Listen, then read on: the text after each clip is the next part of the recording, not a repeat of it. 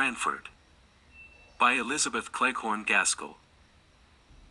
Chapter 13. Stopped Payment. The very Tuesday morning on which Mr. Johnson was going to show the fashions, the postwoman brought 2 letters to the house.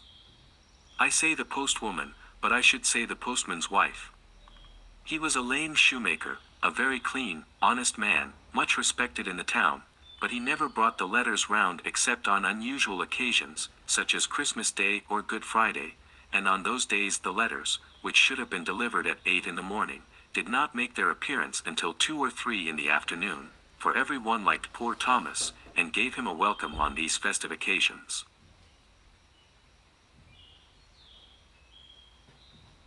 He used to say, he was welly stawed white eating, for there were 3 or 4 houses where Nout would serve him, but he must share in their breakfast, and by the time he had done his last breakfast, he came to some other friend who was beginning dinner, but come what might in the way of temptation, Tom was always sober, civil, and smiling, and, as Miss Jenkins used to say, it was a lesson in patience, that she doubted not would call out that precious quality in some minds, where, but for Thomas, it might have lain dormant and undiscovered. Patience was certainly very dormant in Miss Jenkins's mind. She was always expecting letters, and always drumming on the table till the postwoman had called or gone past. On Christmas Day and Good Friday she drummed from breakfast till church, from church time till 2 o'clock, unless when the fire wanted stirring, when she invariably knocked down the fire irons, and scolded Miss Matty for it.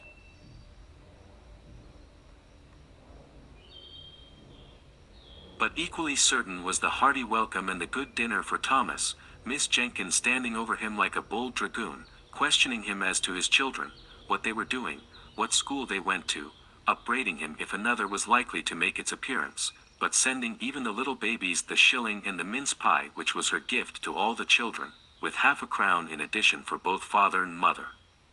The post was not half of so much consequence to dear Miss Matty, but not for the world would she have diminished Thomas's welcome and his dole, though I could see that she felt rather shy over the ceremony, which had been regarded by Miss Jenkins as a glorious opportunity for giving advice and benefiting her fellow creatures. Miss Matty would steal the money all in a lump into his hand, as if she were ashamed of herself. Miss Jenkins gave him each individual coin separate, with a, "There. That's for yourself, that's for Jenny," etc.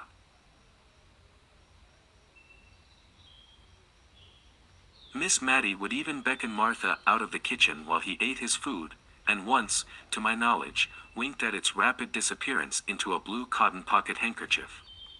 Miss Jenkins almost scolded him if he did not leave a clean plate, however heaped it might have been, and gave an injunction with every mouthful. I have wandered a long way from the 2 letters that awaited us on the breakfast table that Tuesday morning. Mine was from my father. Miss Matty's was printed. My father's was just a man's letter, I mean it was very dull, and gave no information beyond that he was well, that they had had a good deal of rain, that trade was very stagnant, and there were many disagreeable rumors afloat.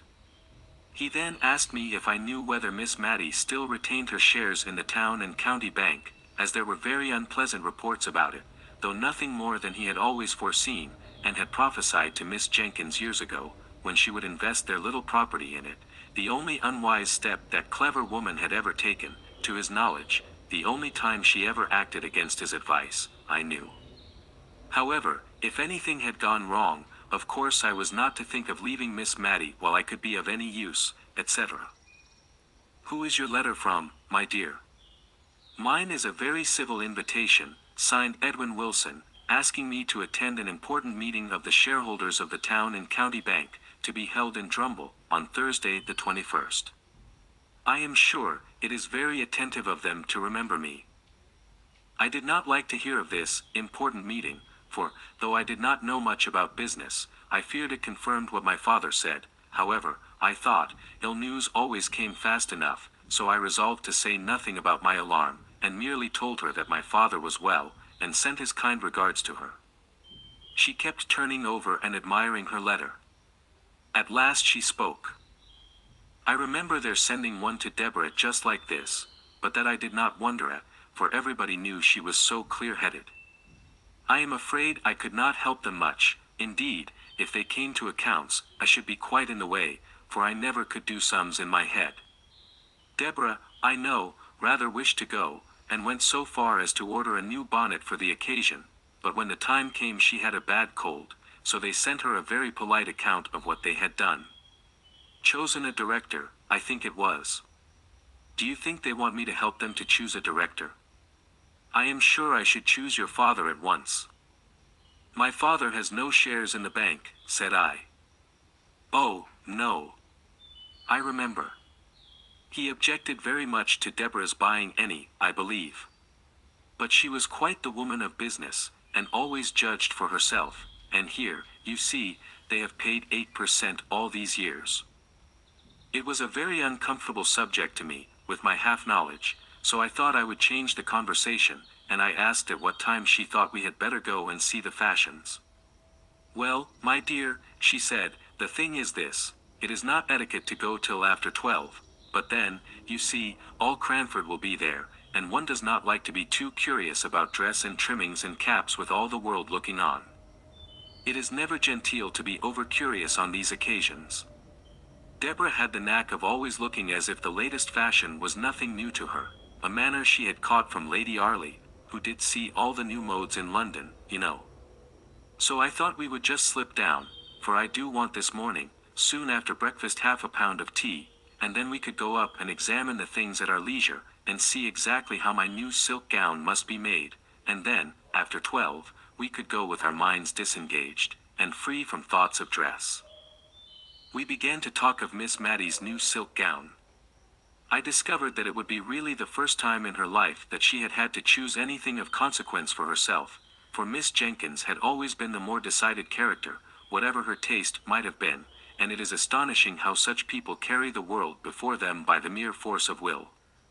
Miss Mattie anticipated the sight of the glossy folds with as much delight as if the 5 sovereigns, set apart for the purchase, could buy all the silks in the shop, and, remembering my own loss of 2 hours in a toy shop before I could tell on what wonder to spend a silver threepence, I was very glad that we were going early, that dear Miss Mattie might have leisure for the delights of perplexity.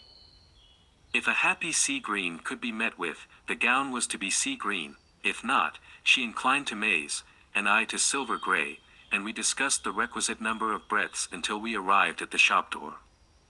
We were to buy the tea, select the silk, and then clamber up the iron corkscrew stairs that led into what was once a loft, though now a fashion showroom. The young men at Mr. Johnson's had on their best looks, and their best cravats, and pivoted themselves over the counter with surprising activity. They wanted to show us upstairs at once, but on the principle of business first and pleasure afterwards, we stayed to purchase the tea. Here Miss Mattie's absence of mind betrayed itself. If she was made aware that she had been drinking green tea at any time, she always thought it her duty to lie awake half through the night afterward. I have known her take it in ignorance many a time without such effects, and consequently green tea was prohibited the house, yet today she herself asked for the obnoxious article, under the impression that she was talking about the silk. However, the mistake was soon rectified, and then the silks were unrolled in good truth. By this time the shop was pretty well filled, for it was Cranford market day, and many of the farmers and country people from the neighborhood round came in, sleeking down their hair, and glancing shyly about, from under their eyelids, as anxious to take back some notion of the unusual gaiety to the mistress or the lasses at home, and yet feeling that they were out of place among the smart shopmen in gay shawls and summer prints. One honest-looking man, however, made his way up to the counter at which we stood, and boldly asked to look at a shawl or two. The other country folk confined themselves to the grocery side, but our neighbor was evidently too full of some kind intention towards mistress, wife or daughter, to be shy, and it soon became a question with me, whether he or Miss Mattie would keep their shopmen the longest time. He thought each shawl more beautiful than the last, and, as for Miss Mattie, she smiled and sighed over each fresh bale that was brought out. One color set off another, and the heap together would, as she said, make even the rainbow look poor. I am afraid, said she, hesitating, whichever I choose I shall wish I had taken another. Look at this lovely crimson. It would be so warm in winter. But spring is coming on, you know. I wish I could have a gown for every season, said she, dropping her voice, as we all did in Cranford whenever we talked of anything we wished for but could not afford. However, she continued in a louder and more cheerful tone, it would give me a great deal of trouble to take care of them if I had them, so, I think, I'll only take one. But which must it be, my dear? And now she hovered over a lilac with yellow spots, while I pulled out a quiet sage green that had faded into insignificance under the more brilliant colors, but which was nevertheless a good silk in its humble way. Our attention was called off to our neighbor. He had chosen a shawl of about 30 shillings value, and his face looked broadly happy, under the anticipation, no doubt, of the pleasant surprise he would give to some Molly or Jenny at home. He had tugged a leathern purse out of his breeches pocket, and had offered a £5 note in payment for the shawl, and for some parcels which had been brought round to him from the grocery counter, and it was just at this point that he attracted our notice. The shopman was examining the note with a puzzled, doubtful air. Town and County Bank. I am not sure, sir, but I believe we have received a warning against notes issued by this bank only this morning. I will just step and ask Mr. Johnson, sir, but I'm afraid I must trouble you for payment in cash, or in a note of a different bank. I never saw a man's countenance fall so suddenly into dismay and bewilderment. It was almost piteous to see the rapid change. Dang it, said he, striking his fist down on the table, as if to try which was the harder, the chap talks as if notes and gold were to be had for the picking up. Miss Matty had forgotten her silk gown in her interest for the man. I don't think she had caught the name of the bank, and in my nervous cowardice I was anxious that she should not, and so I began admiring the yellow-spotted lilac gown that I had been utterly condemning only a minute before. But it was of no use. What bank was it?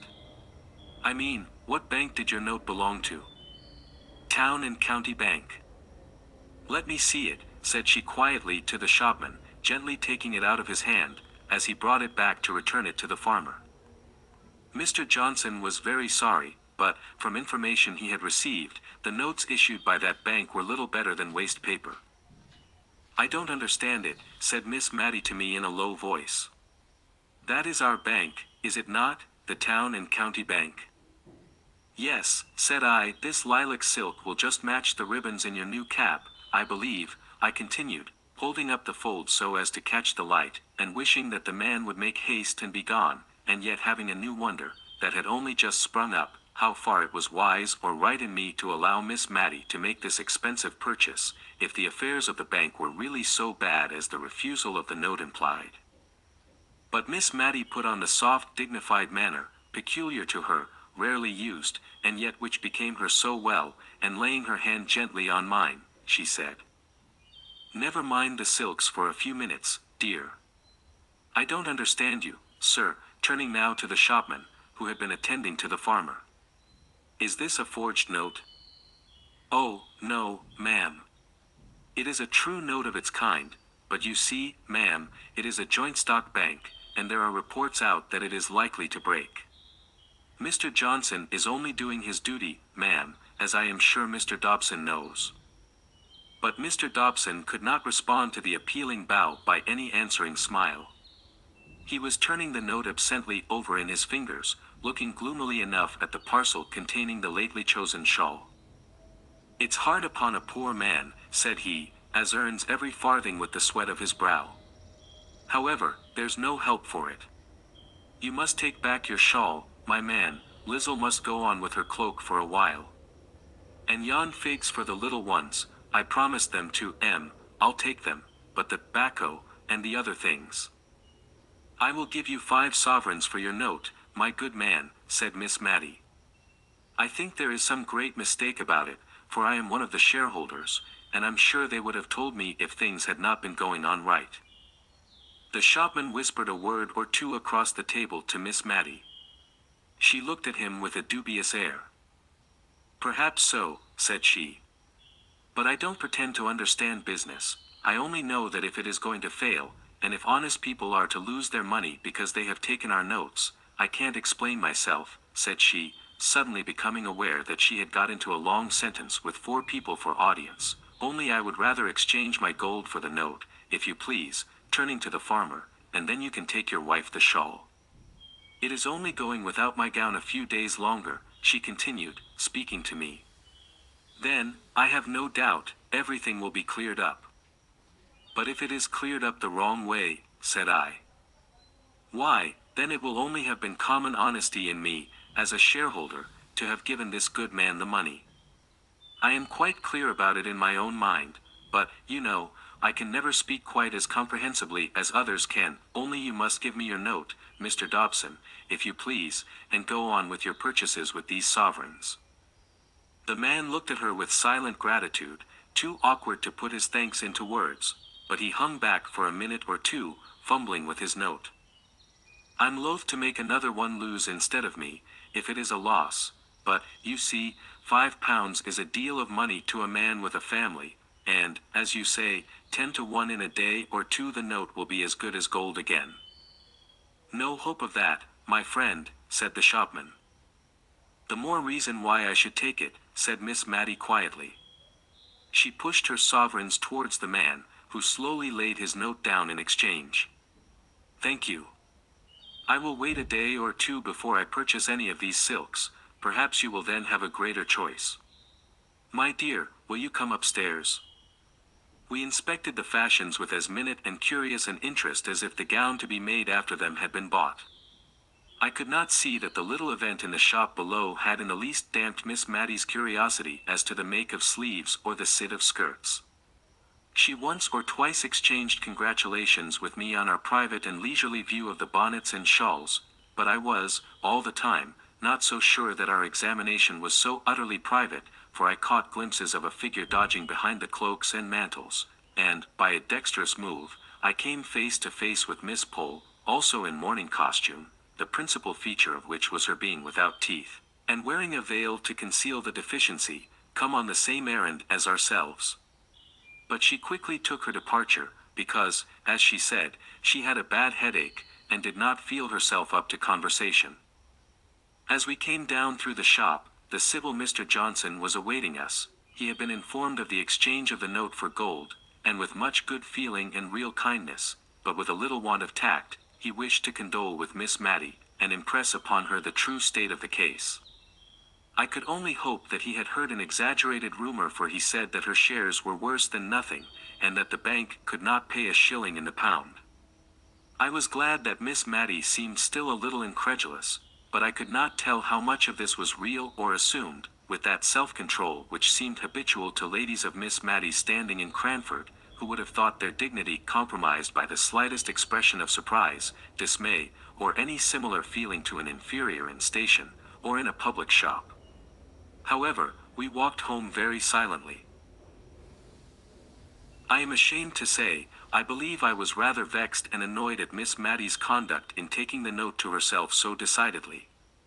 I had so set my heart upon her having a new silk gown, which she wanted sadly. In general she was so undecided anybody might turn her round. In this case I had felt that it was no use attempting it, but I was not the less put out at the result. Somehow, after 12 o'clock, we both acknowledged to a sated curiosity about the fashions, and to a certain fatigue of body, which was, in fact, depression of mind, that indisposed us to go out again. But still we never spoke of the note, till, all at once, something possessed me to ask Miss Matty if she would think it her duty to offer sovereigns for all the notes of the town and county bank she met with. I could have bitten my tongue out the minute I had said it. She looked up rather sadly, and as if I had thrown a new perplexity into her already distressed mind, and for a minute or two she did not speak. Then she said, "My own dear Miss Matty," without a shade of reproach in her voice. "My dear, I never feel as if my mind was what people call very strong, and it's often hard enough work for me to settle what I ought to do with the case right before me. I was very thankful that I saw my duty this morning, with the poor man standing by me, but it's rather a strain upon me to keep thinking what I should do if such and such a thing happened, and, I believe, I had rather wait and see what really does come, and I don't doubt I shall be helped then if I don't fidget myself, and get too anxious beforehand. You know, love, I'm not like Deborah. If Deborah had lived, I've no doubt she would have seen after them, before they had got themselves into this state. We had neither of us much appetite for dinner, though we tried to talk cheerfully about indifferent things. When we returned into the drawing room, Miss Matty unlocked her desk and began to look over her account books. I was so penitent for what I had said in the morning, that I did not choose to take upon myself the presumption to suppose that I could assist her. I rather left her alone, as, with puzzled brow, her eye followed her pen up and down the ruled page. By and by she shut the book, locked the desk, and came and drew a chair to mine, where I sat in moody sorrow over the fire. I stole my hand into hers, she clasped it, but did not speak a word.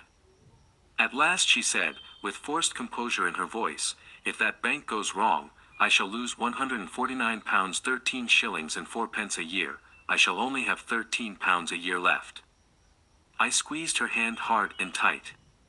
I did not know what to say.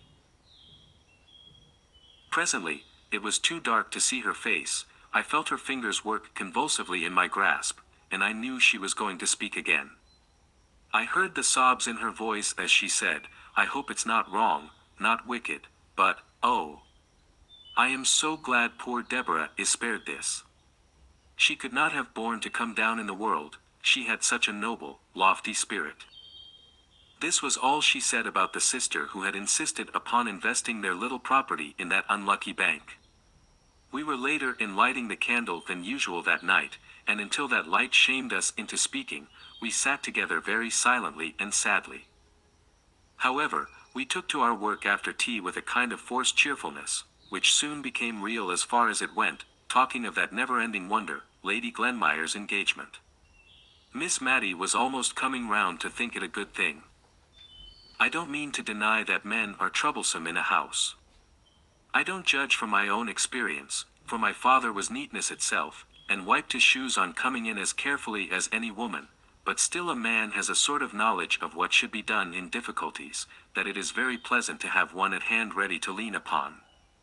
Now, Lady Glenmire, instead of being tossed about, and wondering where she is to settle, will be certain of a home among pleasant and kind people, such as our good Miss Pole and Mrs. Forrester.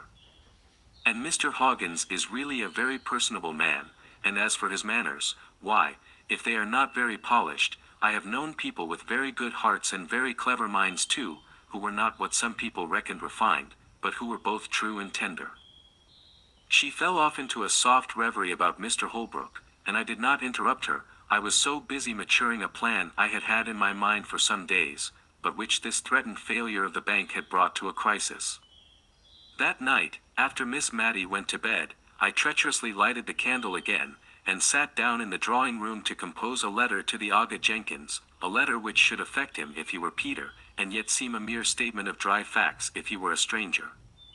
The church clock pealed out 2 before I had done. The next morning news came, both official and otherwise, that the town and county bank had stopped payment. Miss Matty was ruined.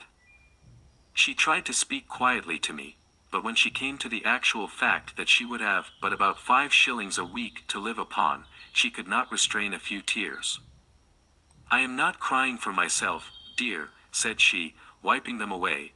"I believe I am crying for the very silly thought of how my mother would grieve if she could know. She always cared for us so much more than for herself. But many a poor person has less, and I am not very extravagant, and, thank God, when the neck of mutton, and Martha's wages, and the rent are paid, I have not a farthing owing. Poor Martha! I think she'll be sorry to leave me." Miss Matty smiled at me through her tears, and she would fain have had me see only the smile, not the tears. Chapter 14. Friends in Need. It was an example to me, and I fancy it might be to many others, to see how immediately Miss Matty set about the retrenchment which she knew to be right under her altered circumstances. While she went down to speak to Martha, and break the intelligence to her, I stole out with my letter to the Aga Jenkins, and went to the senior's lodgings to obtain the exact address.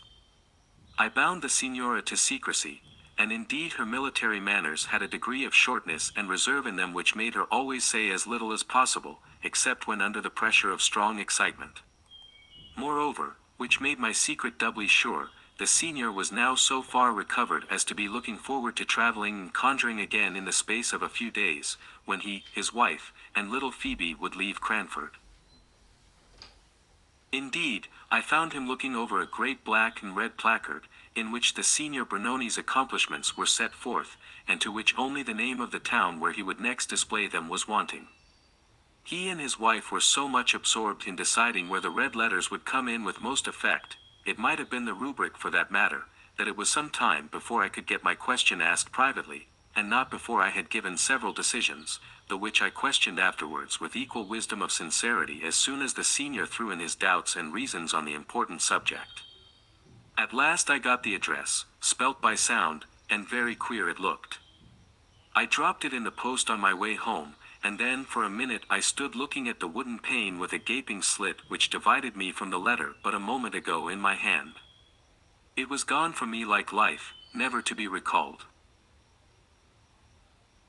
It would get tossed about on the sea, and stained with sea waves perhaps, and be carried among palm trees, and scented with all tropical fragrance. The little piece of paper, but an hour ago so familiar and commonplace, had set out on its race to the strange wild countries beyond the Ganges.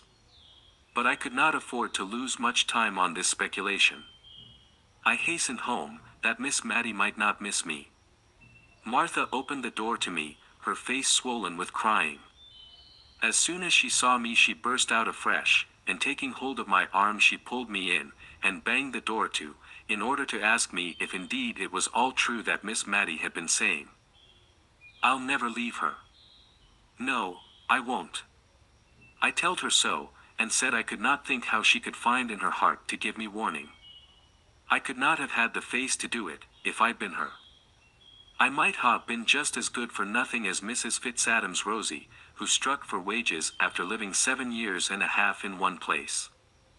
I said I was not one to go and serve mammon at that rate, that I knew when I'd got a good missus, if she didn't know when she'd got a good servant. "But, Martha," said I, cutting in while she wiped her eyes. "Don't, but Martha, me," she replied to my deprecatory tone. "Listen to reason." "I'll not listen to reason," she said, now in full possession of her voice, which had been rather choked with sobbing. "Reason always means what someone else has got to say. Now I think what I've got to say is good enough reason, but reason or not, I'll say it, and I'll stick to it. I've money in the savings bank, and I've a good stock of clothes, and I'm not going to leave Miss Matty. No, not if she gives me warning every hour in the day." She put her arms akimbo, as much as to say she defied me, and, indeed, I could hardly tell how to begin to remonstrate with her, so much did I feel that Miss Matty, in her increasing infirmity, needed the attendance of this kind and faithful woman. "Well," said I at last. "I'm thankful you begin with, well. If you'd have begun with, but, as you did afore, I'd not ha' listened to you. Now you may go on. I know you would be a great loss to Miss Matty, Martha." I told her so. "A loss she'd never cease to be sorry for," broke in Martha triumphantly. "Still, she will have so little, so very little, to live upon, that I don't see just now how she could find you food. She will even be pressed for her own. I tell you this, Martha, because I feel you are like a friend to dear Miss Matty, but you know she might not like to have it spoken about." Apparently this was even a blacker view of the subject than Miss Matty had presented to her, for Martha just sat down on the first chair that came to hand, and cried out loud. We had been standing in the kitchen. At last she put her apron down, and looking me earnestly in the face, asked, was that the reason Miss Matty wouldn't order a pudding today? She said she had no great fancy for sweet things, and she would just have a mutton chop. But I'll be up to her. Never you tell, but I'll make her a pudding, and a pudding she'll like, too, and I'll pay for it myself, so mind you see she eats it.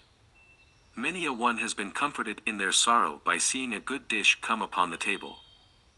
I was rather glad that Martha's energy had taken the immediate and practical direction of pudding making, for it staved off the quarrelsome discussion as to whether she should or should not leave Miss Matty's service. She began to tie on a clean apron, and otherwise prepare herself for going to the shop for the butter, eggs, and what else she might require. She would not use a scrap of the articles already in the house for her cookery, but went to an old teapot in which her private store of money was deposited, and took out what she wanted. I found Miss Matty very quiet, and not a little sad, but by and by she tried to smile for my sake. It was settled that I was to write to my father, and ask him to come over and hold a consultation, and as soon as this letter was dispatched we began to talk over future plans. Miss Matty's idea was to take a single room, and retain as much of her furniture as would be necessary to fit up this, and sell the rest, and there to quietly exist upon what would remain after paying the rent.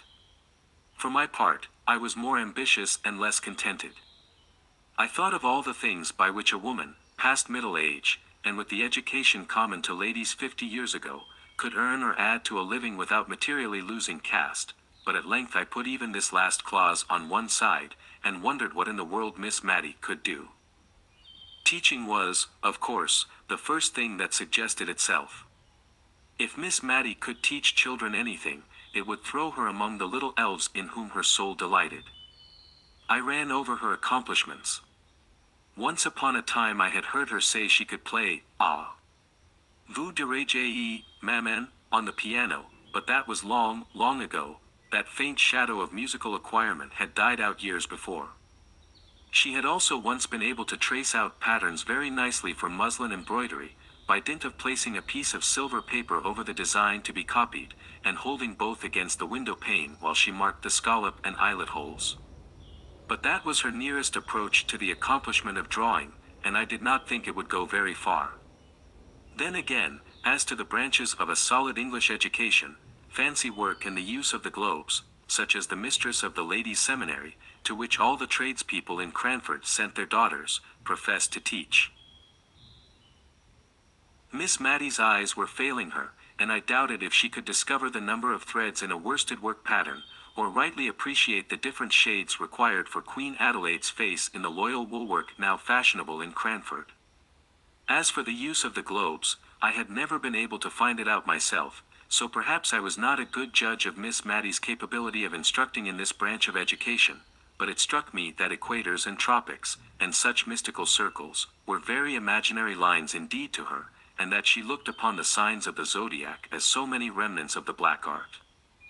What she piqued herself upon, as arts in which she excelled, was making candle-lighters, or spills, as she preferred calling them, of colored paper, cut so as to resemble feathers, and knitting garters in a variety of dainty stitches. I had once said, on receiving a present of an elaborate pair, that I should feel quite tempted to drop one of them in the street, in order to have it admired, but I found this little joke, and it was a very little one, was such a distress to her sense of propriety, and was taken with such anxious, earnest alarm, lest the temptation might some day prove too strong for me, that I quite regretted having ventured upon it. A present of these delicately wrought garters, a bunch of gay spills, or a set of cards on which sewing silk was wound in a mystical manner, were the well-known tokens of Miss Matty's favor. But would any one pay to have their children taught these arts? Or, indeed, would Miss Matty sell, for filthy lucre, the knack and the skill with which she made trifles of value to those who loved her? I had to come down to reading, writing, and arithmetic, and, in reading the chapter every morning, she always coughed before coming to long words. I doubted her power of getting through a genealogical chapter, with any number of coughs. Writing she did well and delicately, but spelling. She seemed to think that the more out of the way this was, and the more trouble it cost her, the greater the compliment she paid to her correspondent, and words that she would spell quite correctly in her letters to me became perfect enigmas when she wrote to my father. No. There was nothing she could teach to the rising generation of Cranford, unless they had been quick learners and ready imitators of her patience, her humility, her sweetness, her quiet contentment with all that she could not do. I pondered and pondered until dinner was announced by Martha, with a face all blubbered and swollen with crying. Miss Matty had a few little peculiarities which Martha was apt to regard as whims below her attention, and appeared to consider as childish fancies of which an old lady of 58 should try and cure herself. But today everything was attended to with the most careful regard.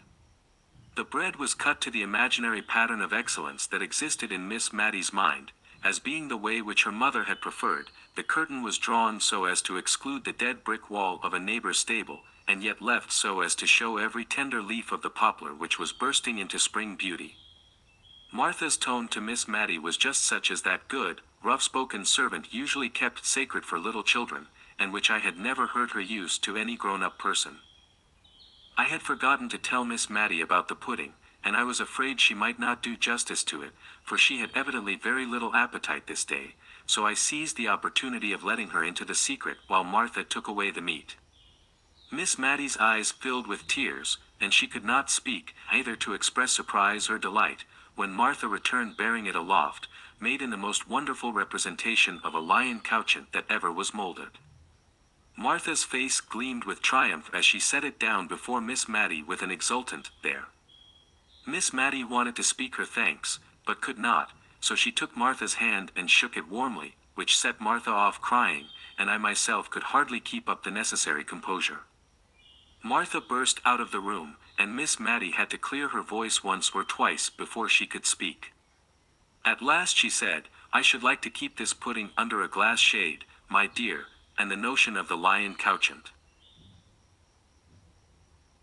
with his currant eyes, being hoisted up to the place of honor on a mantelpiece, tickled my hysterical fancy, and I began to laugh, which rather surprised Miss Matty. "I am sure, dear, I have seen uglier things under a glass shade before now," said she.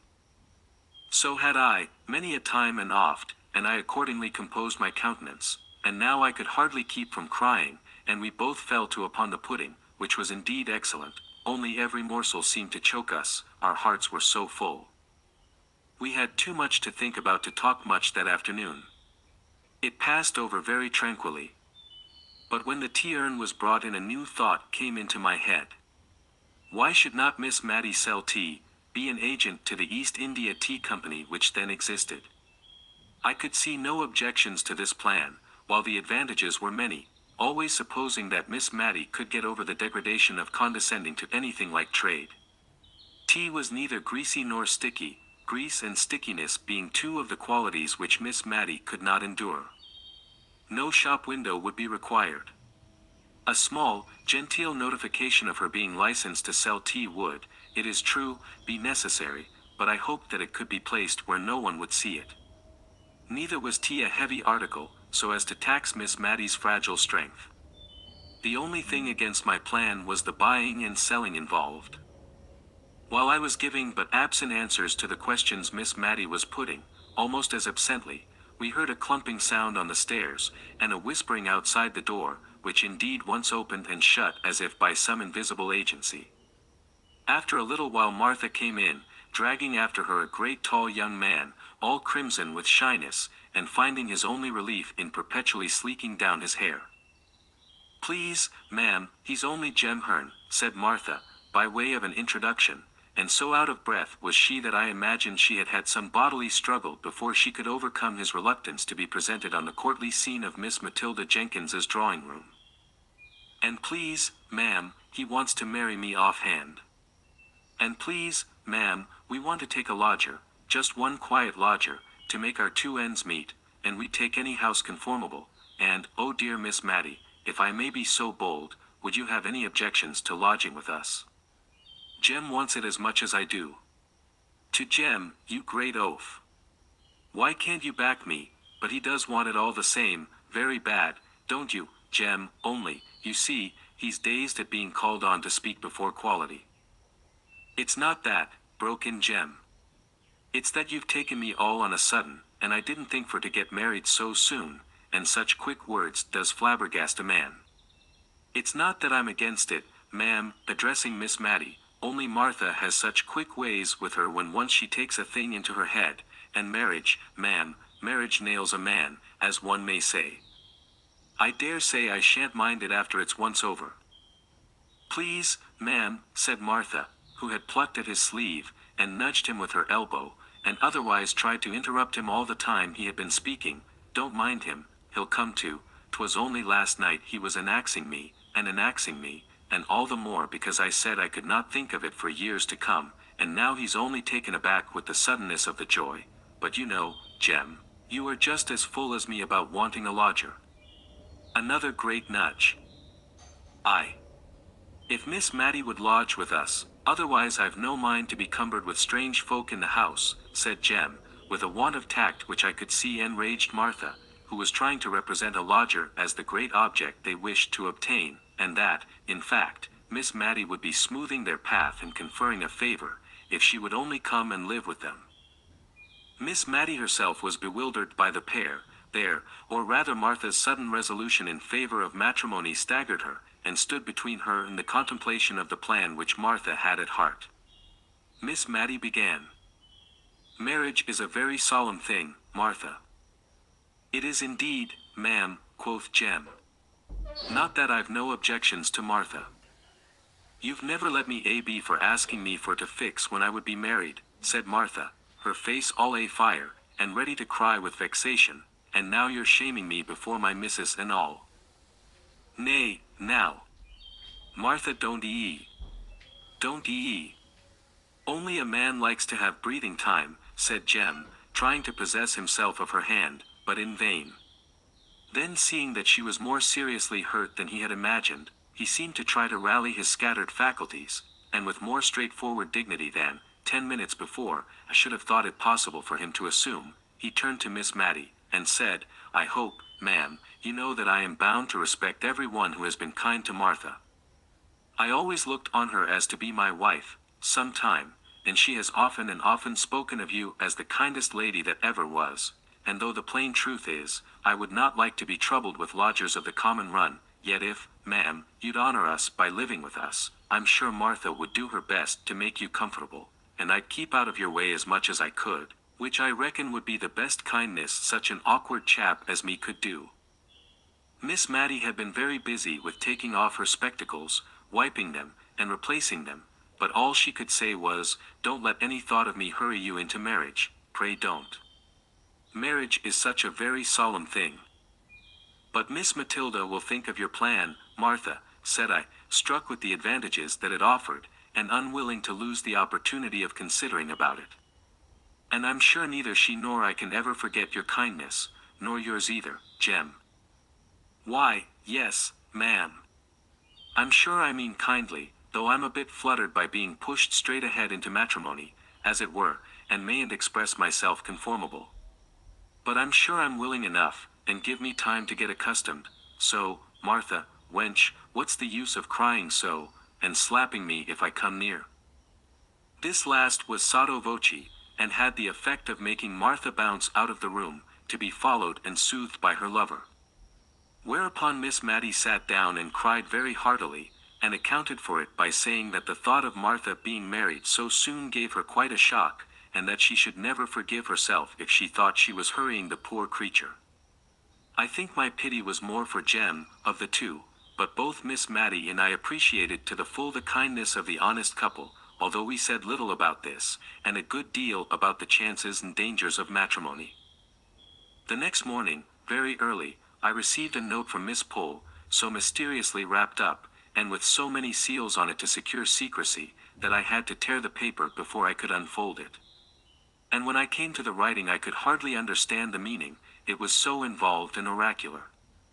I made out, however, that I was to go to Miss Pole's at 11 o'clock, the number 11 being written in full length as well as in numerals, and AM twice dashed under, as if I were very likely to come at 11 at night, when all Cranford was usually abed and asleep by 10. There was no signature except Miss Pole's initials reversed, P.E., but as Martha had given me the note, with Miss Pole's kind regards, it needed no wizard to find out who sent it, and if the writer's name was to be kept secret, it was very well that I was alone when Martha delivered it. I went as requested to Miss Pole's. The door was opened to me by her little maid Lizzie in Sunday trim, as if some grand event was impending over this workday. And the drawing-room upstairs was arranged in accordance with this idea. The table was set out with the best green card-cloth, and writing materials upon it. On the little chiffonier was a tray with a newly decanted bottle of cowslip wine, and some lady's finger biscuits. Miss Pole herself was in solemn array, as if to receive visitors, although it was only 11 o'clock. Mrs. Forrester was there, crying quietly and sadly, and my arrival seemed only to call forth fresh tears. Before we had finished our greetings, performed with lugubrious mystery of demeanor, there was another rat-tat-tat, and Mrs. Fitzadam appeared, crimson with walking and excitement. It seemed as if this was all the company expected, for now Miss Pole made several demonstrations of being about to open the business of the meeting, by stirring the fire, opening and shutting the door, and coughing and blowing her nose. Then she arranged us all round the table, taking care to place me opposite to her, and last of all, she inquired of me if the sad report was true, as she feared it was, that Miss Matty had lost all her fortune. Of course, I had but one answer to make, and I never saw more unaffected sorrow depicted on any countenances than I did there on the three before me. "I wish Mrs. Jameson was here," said Mrs. Forrester at last, but to judge from Mrs. Fitzadam's face, she could not second the wish. "But without Mrs. Jameson," said Miss Pole, with just a sound of offended merit in her voice, "we, the ladies of Cranford, in my drawing-room assembled, can resolve upon something. I imagine we are none of us what may be called rich, though we all possess a genteel competency, sufficient for tastes that are elegant and refined, and would not, if they could, be vulgarly ostentatious." Here I observed Miss Pole refer to a small card concealed in her hand, on which I imagined she had put down a few notes.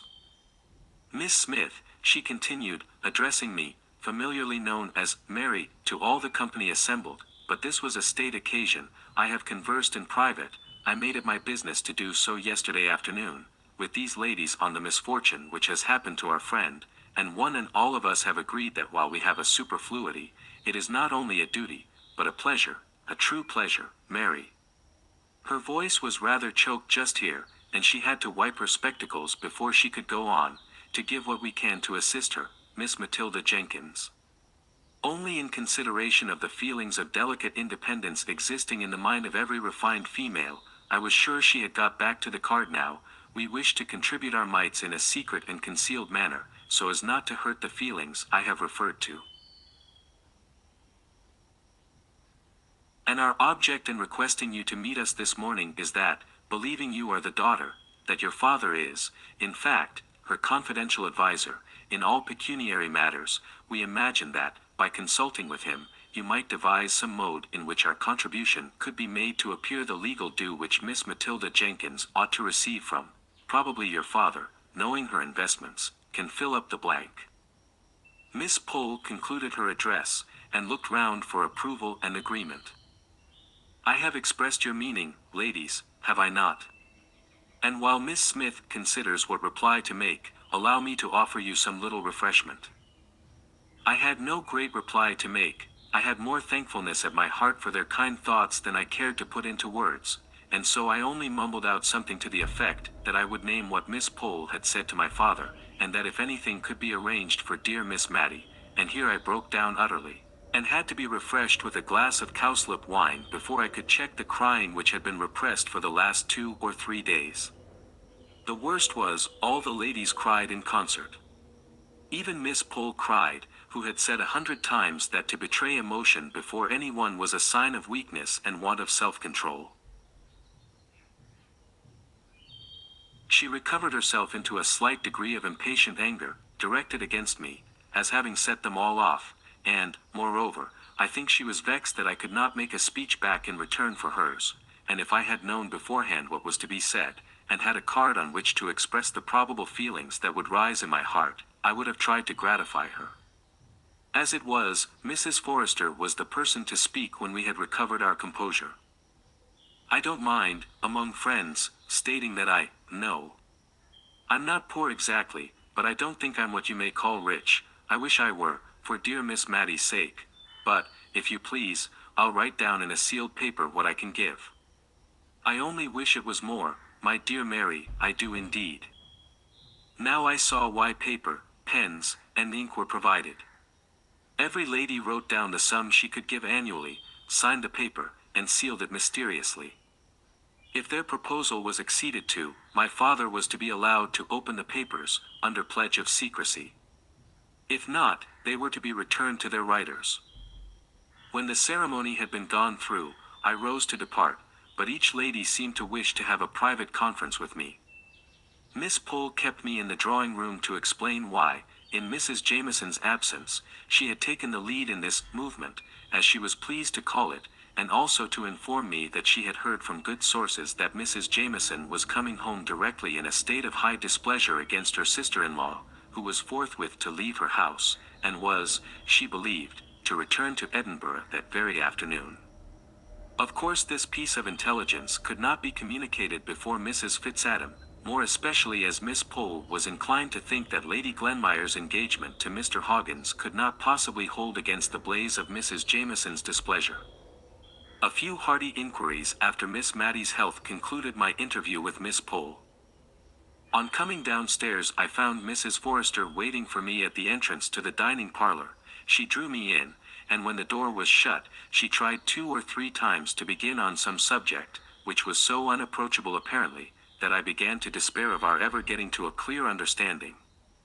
At last out it came, the poor old lady trembling all the time as if it were a great crime which she was exposing to daylight, in telling me how very, very little she had to live upon, a confession which she was brought to make from a dread lest we should think that the small contribution named in her paper bore any proportion to her love and regard for Miss Matty. And yet that sum which she so eagerly relinquished was, in truth, more than a 20th part of what she had to live upon, and keep house, and a little serving maid, all as became one born a Tyrrell. And when the whole income does not nearly amount to £100, to give up a 20th of it will necessitate many careful economies, and many pieces of self-denial, small and insignificant in the world's account, but bearing a different value in another account book that I have heard of. She did so wish she was rich, she said, and this wish she kept repeating, with no thought of herself in it, only with a longing, yearning desire to be able to heap up Miss Matty's measure of comforts.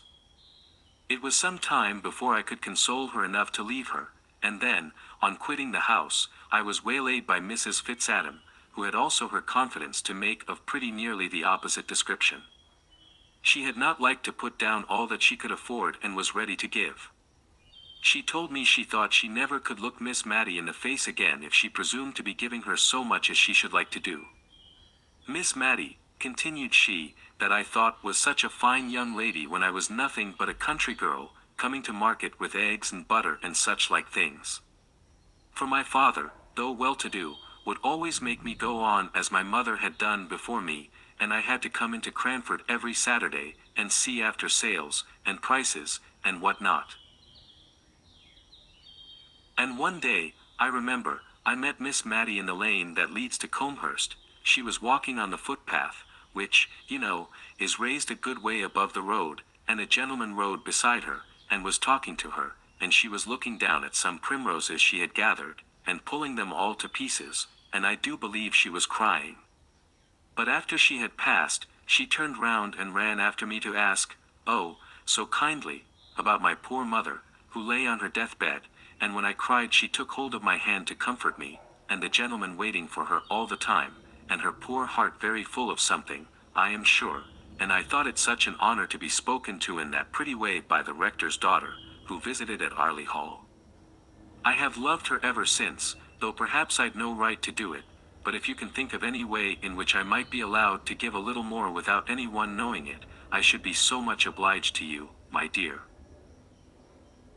And my brother would be delighted to doctor her for nothing, medicines, leeches, and all. I know that he and her ladyship, my dear, I little thought in the days I was telling you of that I should ever come to be sister-in-law to a ladyship, would do anything for her. We all would.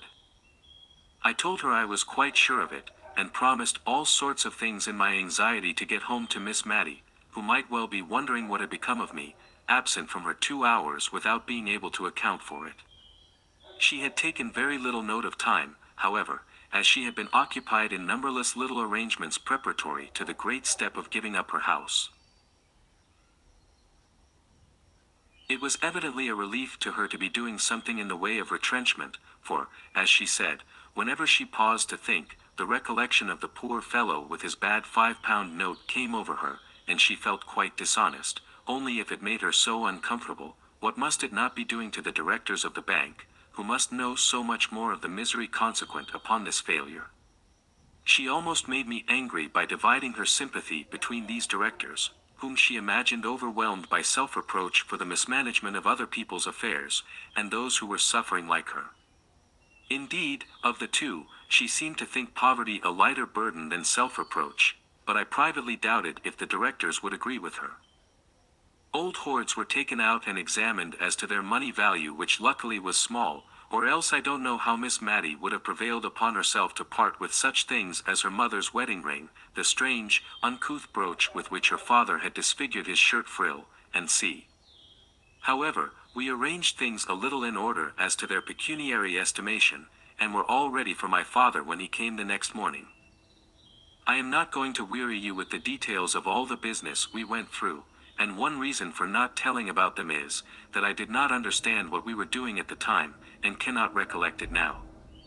Miss Matty and I sat assenting to accounts, and schemes, and reports, and documents, of which I do not believe we either of us understood a word, for my father was clear-headed and decisive, and a capital man of business, and if we made the slightest inquiry, or expressed the slightest want of comprehension, he had a sharp way of saying, eh. It's as clear as daylight. What's your objection? And as we had not comprehended anything of what he had proposed, we found it rather difficult to shape our objections. In fact, we never were sure if we had any. So presently Miss Matty got into a nervously acquiescent state, and said, yes, and certainly, at every pause, whether required or not, but when I once joined in as chorus to a decidedly, pronounced by Miss Matty in a tremblingly dubious tone, my father fired round at me and asked me what there was to decide. And I am sure to this day I have never known. But, in justice to him, I must say he had come over from Drumble to help Miss Matty when he could ill spare the time, and when his own affairs were in a very anxious state. While Miss Matty was out of the room giving orders for luncheon, and sadly perplexed between her desire of honoring my father by a delicate, dainty meal, and her conviction that she had no right, now that all her money was gone, to indulge this desire, I told him of the meeting of the Cranford ladies at Miss Pole's the day before. He kept brushing his hand before his eyes as I spoke, and when I went back to Martha's offer the evening before, of receiving Miss Matty as a lodger, he fairly walked away from me to the window, and began drumming with his fingers upon it. Then he turned abruptly round, and said, see, Mary, how a good, innocent life makes friends all around. Confound it. I could make a good lesson out of it if I were a parson, but, as it is, I can't get a tail to my sentences, only I'm sure you feel what I want to say. You and I will have a walk after lunch and talk a bit more about these plans. The lunch, a hot savory mutton chop, and a little of the cold loin sliced and fried, was now brought in. Every morsel of this last dish was finished, to Martha's great gratification. Then my father bluntly told Miss Matty he wanted to talk to me alone, and that he would stroll out and see some of the old places, and then I could tell her what plan we thought desirable. Just before we went out, she called me back and said, remember, dear, I'm the only one left, I mean, there's no one to be hurt by what I do. I'm willing to do anything that's right and honest, and I don't think, if Deborah knows where she is, she'll care so very much if I'm not genteel, because, you see, she'll know all, dear. Only let me see what I can do, and pay the poor people as far as I'm able. I gave her a hearty kiss, and ran after my father. The result of our conversation was this. If all parties were agreeable, Martha and Jem were to be married with as little delay as possible, and they were to live on in Miss Matty's present abode, the sum which the Cranford ladies had agreed to contribute annually being sufficient to meet the greater part of the rent, and leaving Martha free to appropriate what Miss Matty should pay for her lodgings to any little extra comforts required. About the sale, my father was dubious at first. He said the old rectory furniture, however carefully used and reverently treated, would fetch very little, and that little would be but as a drop in the sea of the debts of the town and county bank. But when I represented how Miss Matty's tender conscience would be soothed by feeling that she had done what she could, he gave way, especially after I had told him the £5 note adventure, and he had scolded me well for allowing it. I then alluded to my idea that she might add to her small income by selling tea, and, to my surprise, for I had nearly given up the plan, my father grasped at it with all the energy of a tradesman. I think he reckoned his chickens before they were hatched, for he immediately ran up the profits of the sales that she could effect in Cranford to more than £20 a year. The small dining parlor was to be converted into a shop, without any of its degrading characteristics. A table was to be the counter, one window was to be retained unaltered, and the other changed into a glass door. I evidently rose in his estimation for having made this bright suggestion. I only hoped we should not both fall in Miss Mattie's. But she was patient and content with all our arrangements. She knew, she said, that we should do the best we could for her, and she only hoped, only stipulated, that she should pay every farthing that she could be said to owe, for her father's sake, who had been so respected in Cranford. My father and I had agreed to say as little as possible about the bank, indeed never to mention it again, if it could be helped. Some of the plans were evidently a little perplexing to her, but she had seen me sufficiently snubbed in the morning for want of comprehension to venture on too many inquiries now, and all passed over well with a hope on her part that no one would be hurried into marriage on her account.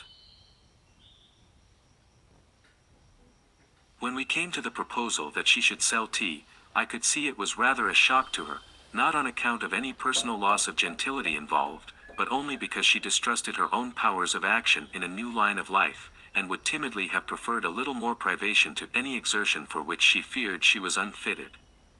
However, when she saw my father was bent upon it, she sighed, and said she would try, and if she did not do well, of course she might give it up. One good thing about it was, she did not think men ever bought tea, and it was of men particularly she was afraid. They had such sharp loud ways with them, and did up accounts, and counted their change so quickly. Now, if she might only sell comfits to children, she was sure she could please them.